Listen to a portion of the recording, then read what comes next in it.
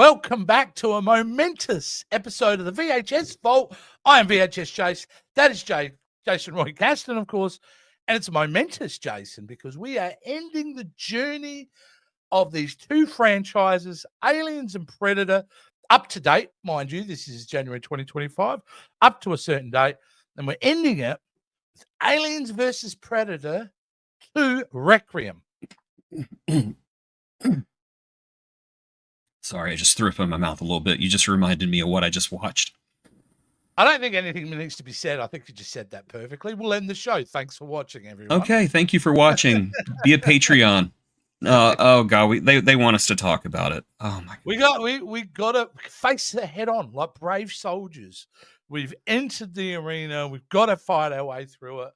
And it was one of the worst sequels I have ever seen, Jason. Like, I think I texted you while I was watching it.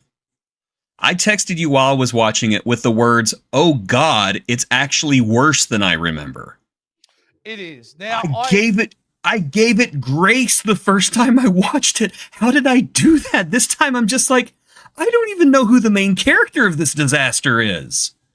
Characters like, look, we'll get right into that. But you're right. Like, I first saw this film, I remember hating it. But I must have done one of those, I've suppressed it emotionally type of deals. Because I went into it the other day like going, well, hey, that was a long time ago. I've been wrong on films before. I was in a good mood. This will be a bit of cheesy fun. But it's not. It sucks. Any joy that you have, this movie sucks it out of you. And I'll tell you why. This is one of the worst written scripts for an Aliens Predator space movie. I've seen science fiction movies on Tubi with better scripts than this. And like, let's start building the foundation of our review. Bottom line, this is a crap idea. It is. And honestly, even with the worst idea, you can turn it into at least a fun movie. But Alien vs. Predator Requiem hates fun. And it hates you in the audience. And it's going to show you how much it hates you as this movie goes on. I have rarely seen a movie with such bold contempt for the people watching it. And if you don't believe me, if you have not seen this movie, probably the first 10 minutes, you just get this impression that the movie is so desperate to be edgy and so desperate to be daring. And instead of being edgy and daring, it's just desperate. And it's like that episode of SpongeBob where Davy Jones' ghost keeps jumping out and scaring him. And at first he's like, ah! And then 5 minutes later, the ghost jumps out and SpongeBob's just sitting there going, mm-hmm. Yeah. Mm-hmm. Oh, well, a kid has a chest burster. Oh, pregnant ladies getting eaten from the inside. Even Uwe Boll would look at this movie and say, oh, that's terrible. Well, here's a couple of things. The first 10 minutes, I'll address that point you made up. I'll tell you in the moment, and I went, oh, yes, now I remember, is you kill the hunter and the kid. Mm-hmm. That whole scene itself, to me, represents the kind of movie we were just about to see, which in its core, Jason, is a tired and old concept of something invading a small town in America. Yes. And that's my problem with it. I have seen that story done infinitely better multiple times for movies that are 30, 40 years older than this film itself. I mean, that's just the reality of the situation. This film is a tired concept that really had no life in it. In anywhere these aliens and Predator could land, it has to be a small town in middle America. And I think from an international perspective, it's like, hey, man, why didn't they land in London or something? I could dig an Alien versus Predator movie in gothic old London, or, set it Watch in Japan. Attack the Block. Yes, Watch Attack the Block. It's a great movie. Yeah, Joe Cornish movie. Brilliant movie. Absolutely. John Boyega.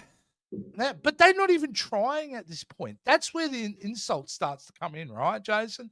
They're not even Yeah, trying to make an entertaining product for you.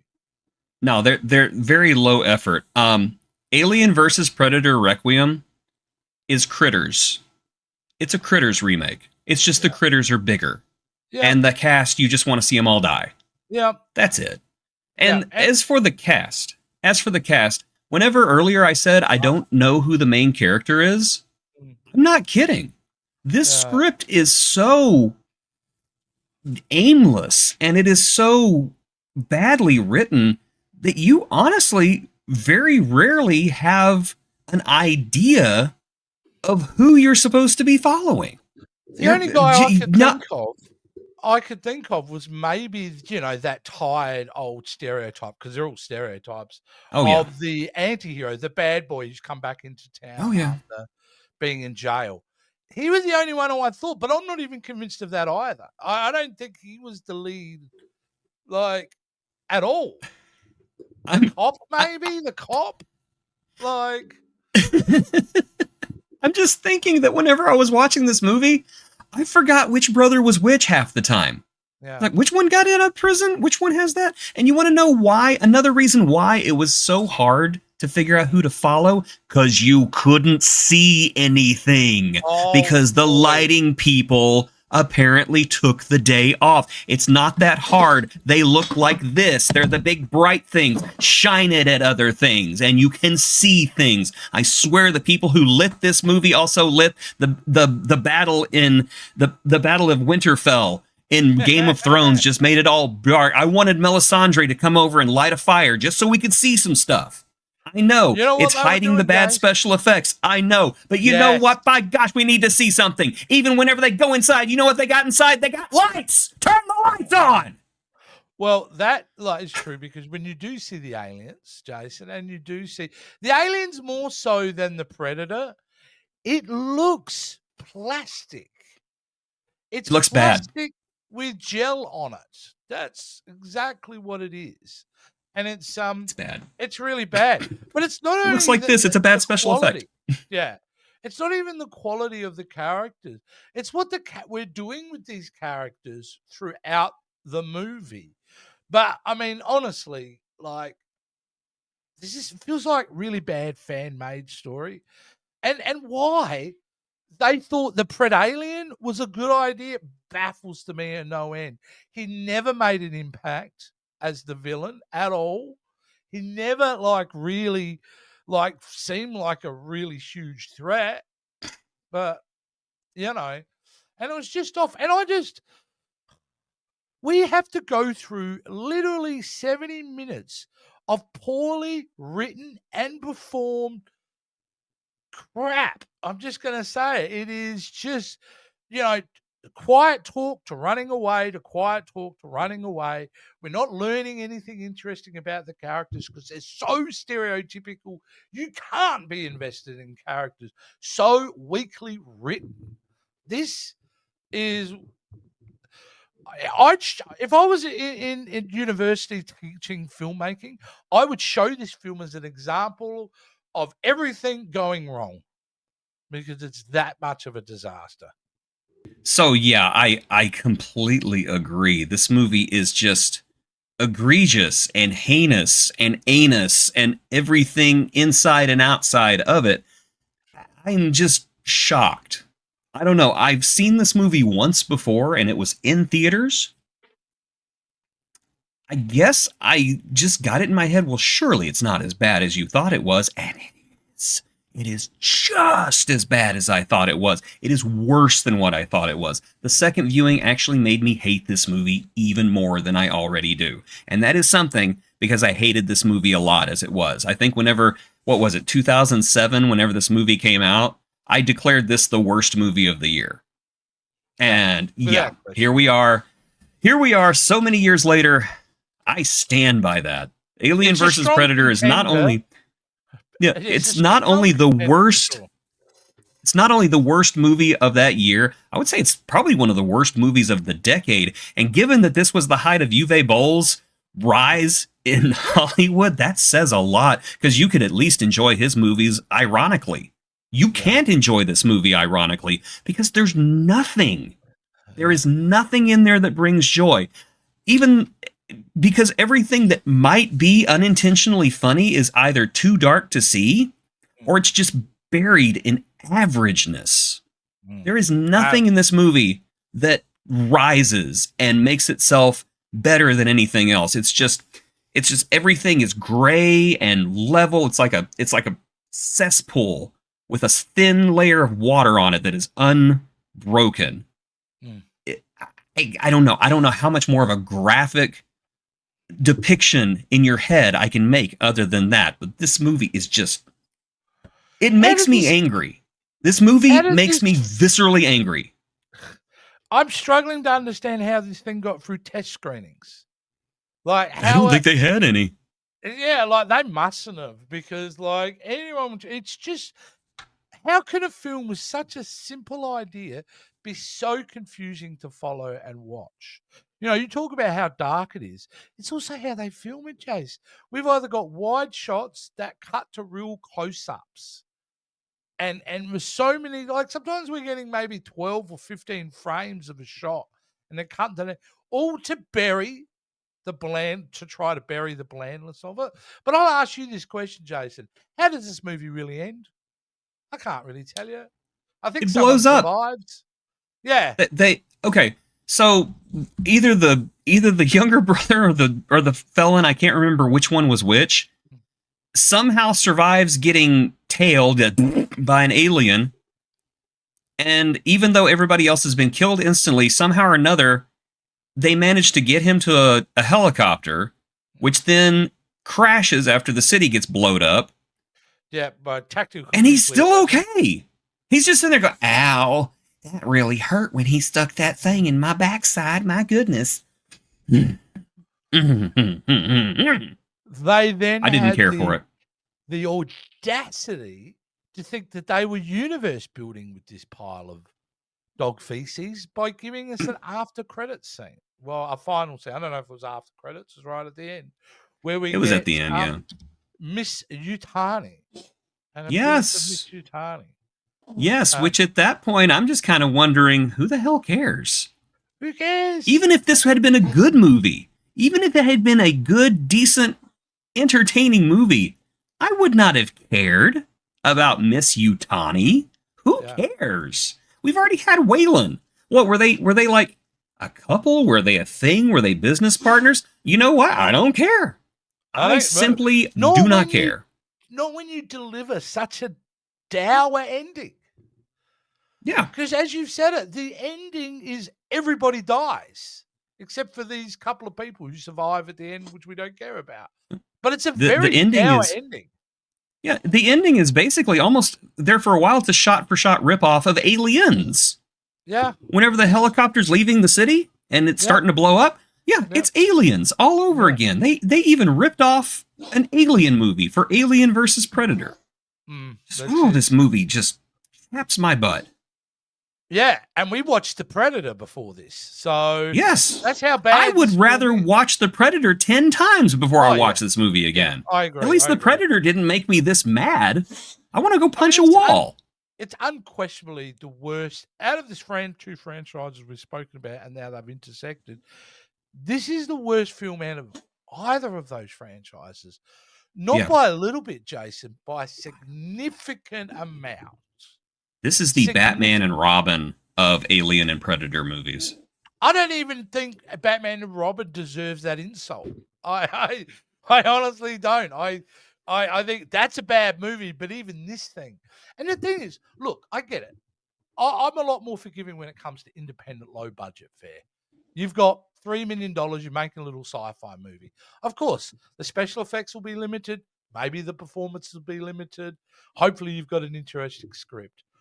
And so you're a lot more forgiving. But this thing is not small. This is a major studio release.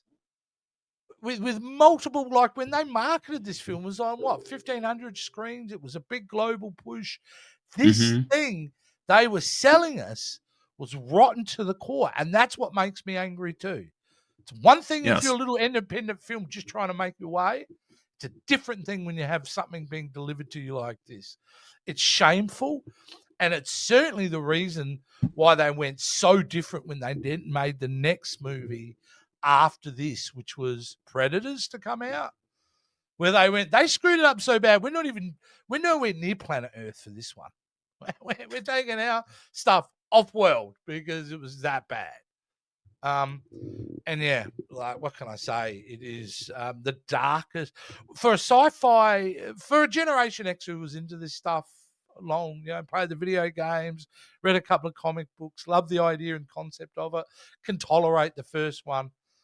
Man, someone's just taking a dump on us. It's just, it is, and it's just, I have no words. I have no words for this. I want to know what the behind the scenes story is, how this came to be, who thought it was a good idea, because I guarantee you there were no artists behind any decision made in this movie. It was all corporation, it was all corporate, it was all capitalism. It was how much money can we make? Oh, let's make it R-rated. Oh, let's be edgy so we can bring in the kids. And I'm not even really that angry at the directors for this, because I think because of the Strauss brothers, whatever their names are, because it was probably they thought, hey, yeah, look, this is Hollywood. You never get a script. You shoot with half a script, but it'll put us on the big stage. Yeah. No. Yeah. No. I mean, what can you say? Okay, let's have a talk and see how it went, though. That's our opinion. But how was this thing received in the United States? Well, I think it had like of $40 million budget. This thing had, which is quite modest. $40 million.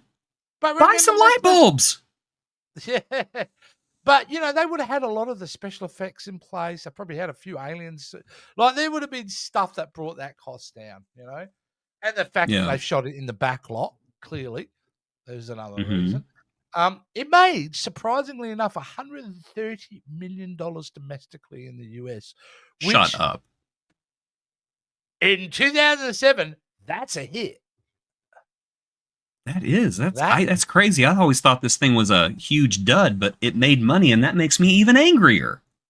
Well, even Rise of Skywalker made money.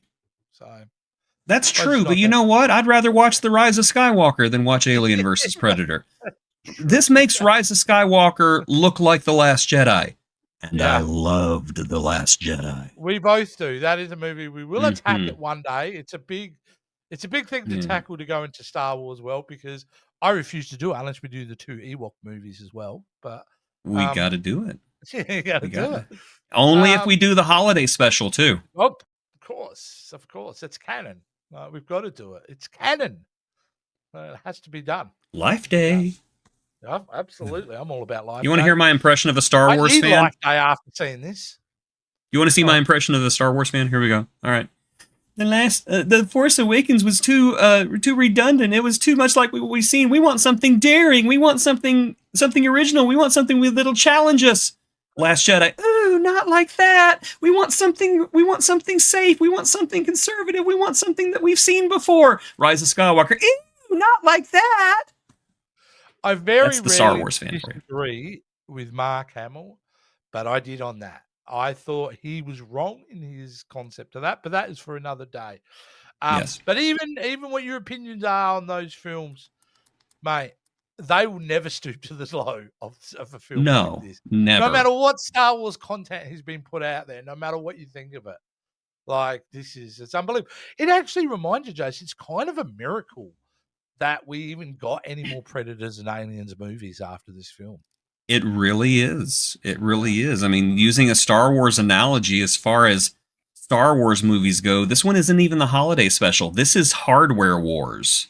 Yeah. I remember. Except without the funniness or the charm. Yeah. Or any of the fun. Yeah. Or any of the good stuff. And you're burning your hand in a toaster the entire time. That's what this movie is. I'm trying to remember if there are any one-liners in this or any kind of throwaway jokes. I'm sure there were, but I don't remember a single comedic moment in this. I did laugh out loud. I did laugh out loud whenever the blonde girl got crawled into the wall. Yeah. because I thought that was the funniest thing. One, because they kind of led you to believe she was a main character, Yeah. and whenever she's like stapled to the wall, you're just like, oh, Oh, huh. there you go. But it was more of the reaction of that one guy, Yeah. because his acting was so bad. It was hilarious. So I was giggling that entire time. That's the only joy I took from this. That and seeing the end credits, knowing that I never have to watch this absolute pile of rancid ostrich crap again in my entire life. Yeah. Yeah. And it's down there. This would be a film that I will never, ever watch again. Ever at all. I don't even care if Patron go, I'll give you $1,000 to watch this. Actually, I probably would for that. But I have I'm a no hoe. I'll intention. do it. Yeah, I'll do it. I'll do it. But I'd never do want to I'll watch do it, this. but I'm going to play on my phone the entire time. Yeah. Yeah. How do you make the face huggers boring? Well, how do you do that? Like, and they Okay, do so it. they do it, and I'm going to invoke the most recent Alien movie, because the recent Alien movie, Romulus, they did something unexpected and they made the face huggers scary. You can argue that the face huggers are the actual like driving force of the movie, because they are these like I can only call them like bear traps getting ready to spring at any minute. And there's that tension. Here, they're just face, and that's it. There's no tension to it. There's no nothing. It's just, and the face hugger face. Well, that is the brilliance of Romulus. They actually make the face huggers the most terrifying part of the alien life cycle, as far as I'm concerned. It was such a simple thing. I'm surprised nobody did it before. I'm surprised I never thought of it before. Yeah. And but yeah, here it's just like they look cheap. Everything, unfortunately, it all looks, you know what it looks like? It looks like a straight to television movie. Yeah. It's got that feel about it, you know. It's almost Tonight, like the ABC movie of the movie. week. Yeah. Alien versus Predator Romulus. Brought to you Yeah. by Sears. Ah, And no, not that Kentucky film. That Fried film was Chicken. great. That's at Disney Plus, by the way, now, Alien Romulus. So if you haven't seen it, which you've been Oh, yeah, watch it. Okay, go Apparently, watch I it. did not know this, but apparently they tweaked the Ash scene where the android Yes, comes up. I They read. fixed the Yeah. special effects. So I Yeah. still think it's rather ghoulish, Yeah. but I'm glad they fixed it, because I thought it looked really, really bad on screen. And I think I pointed that out in our review, that it just looks really bad. And I think the intent was to make it look as close as the puppet version that was from Alien. And I think that's a mistake, because it's like, no, we're not going to buy that these days. You've got to make him a bit more. I will great say, surprise though, in the movie. I did find out that one way that they were able to tweak it to make it look better was that they found a life cast of Ian Holmes' face that was made during The Hobbit or The Lord of the Rings. And they Sweet. used that to do a CGI model. So, you know, Oh, that's really great. nice. As long as I find it ghoulish that they used him, but if the family said it was okay, and if Mr. Holm didn't have any objection to it while he was still with us, I guess it's okay. Yeah, it is. Look, I mean, as far as I'm concerned, if the family gives it the green light, I'm morally okay with it. Yeah, and we're even seeing actors say, "Yeah, it's okay to use me after I'm dead."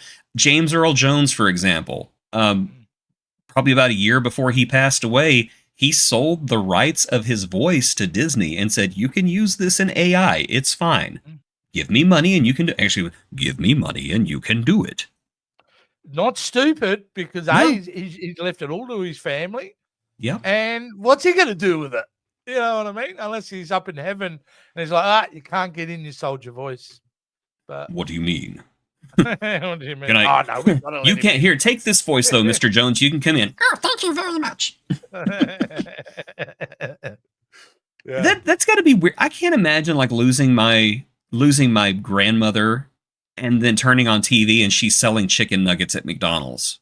I don't know how I would deal with that. Yeah, I don't know either. She cursed like a sailor, so I would just love to see that. Hey, I wonder if there was any promo marketing stuff around this film. I don't remember anything, But I can't imagine any exhibitor or any potential sponsor wanting to put their name behind this. Like, wow. I would say in this day and age, like I would make the argument, and I don't agree with David Zaslav a lot, the executioner from Warner Brothers, but I would say this would be a film that you could have argued with. Nope, we're not releasing it. Shelve movies like this, not Coyote versus That's right Acme. on. You Yes. fucking moron. Hate you. Yeah, well, that's him Warner so Brothers. much. Yeah, that's Warner Brothers. This is Fox. But, Yeah. you know, they're all just, in this period, they were just completely coked out at Fox anyway. So, You'd have to. Not much changed. So. I got an idea, man. What if the pred alien, like, kisses this pregnant woman? We'll shoot it in the back lot. We can get it done in 2 weeks. Or no way you'd put that in the movie. I dare you to put that in the movie. You're not going to put that in the movie. I'm going to put that in the movie. Mate, a bunch of late 20s executives on set every day. That's what I do with this thing. Another pandemic will take care of them. What is it with Hollywood, though? The biggest problem with Hollywood structure is that people who have no creative ability have so much sway over storytelling. Like, generally, executives, they're not filmmakers. They're not screenwriters. Because if they were, they'd be doing that. It's all business decisions to maximize profits by this point. That's really all it is. That's why they consider doing AI scripts and things like that. It's nothing to do with the creative process. It's just more about how much money can we get. Can we squeeze out of it? I do think we're starting to see that kind of change in some areas, which I think is a hopeful thing. Where studios, I like James Gunn, for example, saying, look, we're not, like, kind of taking a swing at Marvel. We're not releasing a schedule that we have to adhere to. The number one thing that has to happen for a movie to get made under DC Studios is the script has to be approved. Therefore, there must be a finished script that everyone goes, this is great. Then it's announced that this movie is being made. And I think that is brilliant because it ensures that you have something that works. People have agreed upon this story is worth filming. Yes. Guarantee you this movie had none of that. No. This was just, we've got an idea, we'll shoot it in the back lot, go. I think they just improv'd the last act, to be honest. I really do. I usually am very simple in my approach when I look at films, and I'm always going, okay, that's the end of the first act. Okay, I can usually tell when the end of the second act is happening and the third act starts to kick into gear. It's such a malaise of nonsense that I can't really separate the key beats of this film. I mean, it was hard to pay attention to be honest with you, without getting on my phone. And I try to put the phone aside. I mean, it was every 5 minutes I'm reaching for my phone because I'm going, I can't pay attention to this. But I made it through. I toughed it out. I toughed it out, Jace. I made it work. I played on my phone. I'm going to be honest. I played on my phone. I couldn't do it. I couldn't do it. I was just so mad. I was just like, I got to get on Clash of Clans or something. I just got to get off this thing. I mean, if your intent was to make the audience mad, then you knocked it out of the park. Mission accomplished. We're all living in 2000. You're living in 3000. If that was your aim, mission accomplished. You absolute snot monster. You miscreant sex worm. 2 years ago, if we were doing this, we would have been lamenting the fact that was the end, really. After Predator, and having a film like this, that's it. Franchise is over.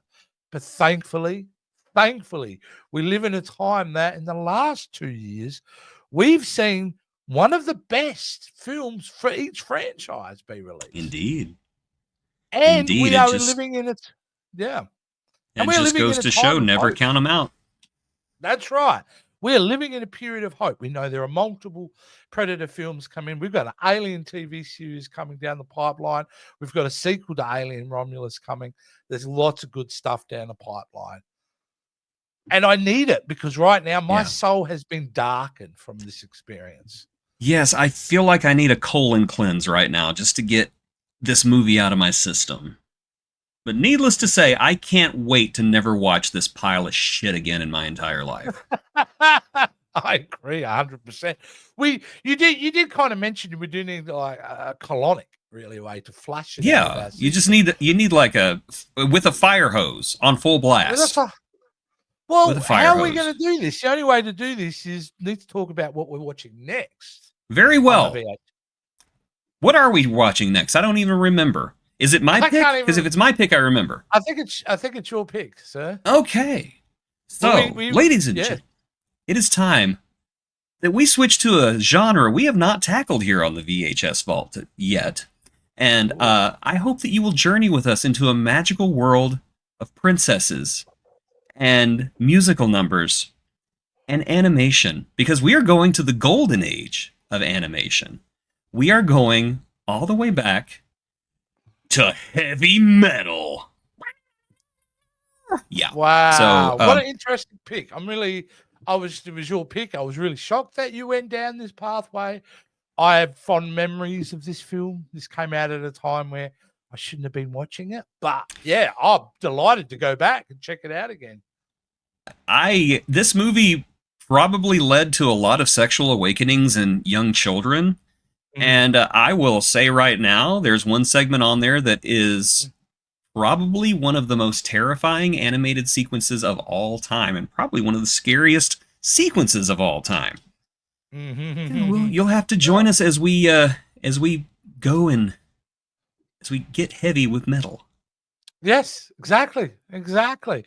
All right, mate. How do the guys support us in this journey, this VHF Vault? We got such a big year planned. Absolutely, we do. We've actually done a tentative plan for every single week. Of course, if you guys have a movie you'd like to recommend to us, we would throw it in there. We had somebody recommend a movie the other day. Actually, I'm not going to say what the movie is yet, but somebody brought you to task for something that you said. Stand by. And we put that movie that he badmouthed on the schedule, so it's coming up. So there's always room. On the back end of the schedule. And I actually moved it right up because I'm like, I'm not letting this go. I'm going to have my say about this movie. So yeah, that one's coming up in a few weeks. But anyway, if you would like to support us, please visit the video description. The link below will lead you to Patreon, where you can pledge a pittance to us every month, or you can become a channel member. There is an issue with our channel memberships right now because I made a mistake with AdSense and screwed something up, so I have to wait another, I think, 2 weeks before YouTube will let me fix it again. So if you are a channel member, your channel membership is paused. It is not canceled. Please be patient with us. I promise we're going to get it fixed. You're inside. But yeah, I'm sorry. I'm an idiot. I'm an absolute idiot sometimes. That's it. You didn't make Alien versus Predator Requiem, so you're not that much of an idiot. Ugh. Can we go? I don't want to talk about this movie anymore. Yeah, I'm done. Let's get out of here.